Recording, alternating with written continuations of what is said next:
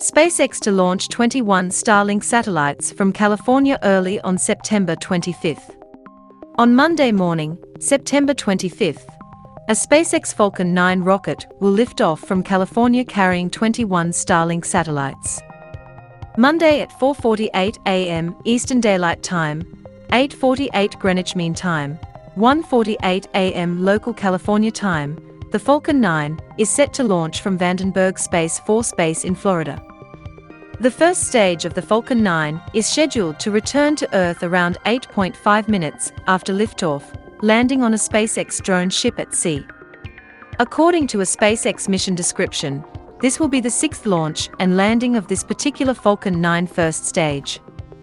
Meanwhile, the 21 Starlink satellites are expected to be sent into low Earth orbit, LEO, from the Falcon 9's upper stage 62.5 minutes following liftoff. The Monday morning launch will be the 18th flight for a Falcon 9 first stage, and it follows the Starlink launch from Florida's Space Coast less than 2 days ago. That was in line with the previous week's record for recycling at the company.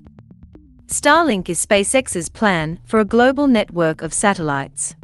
More than 4,750 LEO satellites are already active in the network, with that number expected to rise steadily over time.